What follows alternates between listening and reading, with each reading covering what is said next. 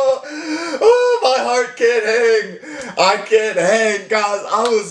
You know how depressed I would have been had the U.S. allowed the second goal. Had we not gotten that second penalty.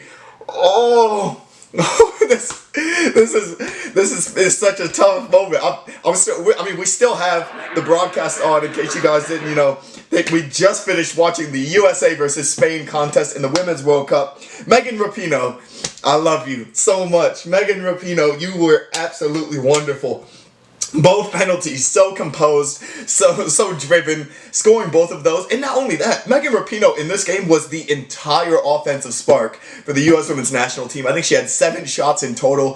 She had a couple beautiful ones with the left foot and right foot, where it just looked like it was going to bend in. And I want to give all props to this Spain squad. This Spain women's team, whose youth squads and whose youth levels is supposed to be, the future for them. They're not supposed to, be anywhere near the level of this U.S. Women's National Team. Yet in this game, they were every bit as good. I mean, they relinquished a lot of possession. You could tell that the physical nature of the match sort of fit them a bit more than the U.S. The U.S. We're quicker, we're bigger, we're stronger, but the physicality of it kind of threw us out of our game.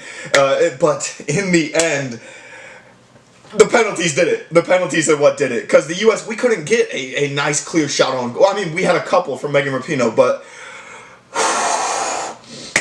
guys, I do feel bad with the way that the second penalty was called.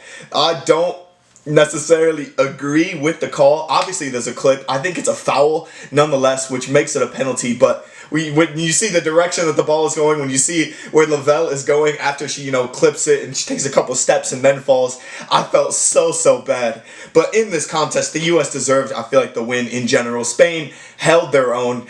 Megan Rapinoe did amazing. Tobin Heath was doing amazing. Crystal Dunn and Kelly O'Hara running up the flanks were absolutely a joy to watch. Rose Lavelle in midfield, an absolute monster. Cam Ewis, a monster. Now, what the question is, however, is that back line. That back line, guys, we still look shaky in the back. And I mean, it's not just from us giving up the Hermoso goal in the 9th minute. I know miscommunications happen. They do happen in world football. But Sarban, I mean, she saved the U.S. on several occasions. Julie Ertz as a rock in the CDM spot, sort of her roaming in front of the back four or roaming in front of the 2 center backs while the fullbacks push up. It's becoming a bit more shaky as we go along. Lindsey Horan was a presence that was much needed, I feel like, in the game. Obviously, she had the yellow card issue, so she didn't start in the contest. She came in later in the game, but would I start her against France? The answer is yes, 100%. Because that France squad, guys, especially coming from back to front, is just absolutely wonderful. So, this Friday, everything to play for. This Friday is pretty much the World Cup final. It is essentially the World Cup final. USA versus France, the 2 squads, the defending champions versus the hosts and the predicted winners.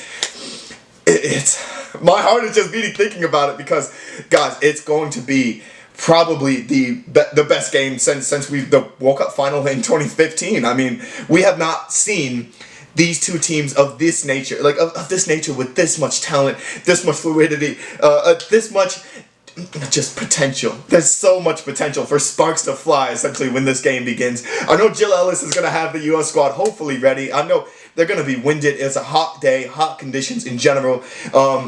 Megan Rapinoe ran her legs out. Alex Morgan, you could tell, ran her legs out. Tobin Heath, after a while, I thought she was going to drop dead. I mean, that front line especially, they looked tired. They looked big tired.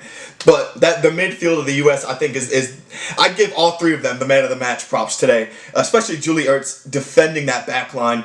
I thought she's a fantastic player, whether it's playing at center back, whether it's playing in that midfield role. I thought she was fantastic in the game. I mean, Megan Rapinoe is going to obviously get the man of the match award, scoring both penalties. I really thought Alex Morgan was going to end up taking the second penalty before they went to the VAR check. I was nervous because the stat that they said is she only scored 2 of her goals in the national side from penalties. So, not really a big penalty taker, but able to get it done when giving it up to Megan Rapinoe, I feel like was such a big, not egotistic, but it was very selfless. And you give it to the actual penalty taker, have that talk with the squad, and you're willing to be selfless in what is a goal drought outside of the first contest in Thailand when she got 5. I know she wants to score more goals, but giving the goals up to Megan Rapinoe so she could put those penalties away and help the U.S. advance was a big selfless act from Alex Morgan.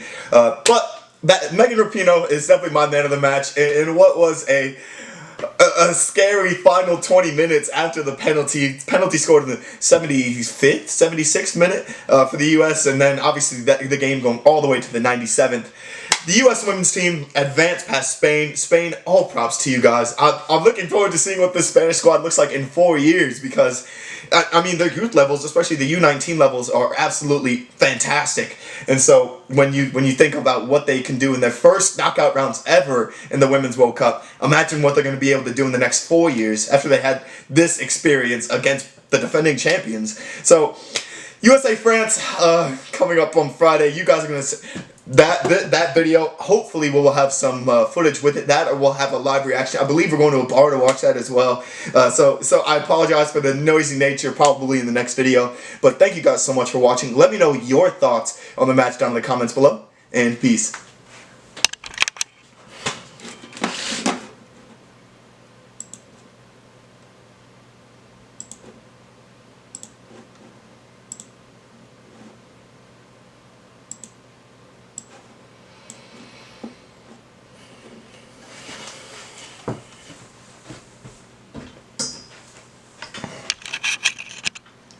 Did I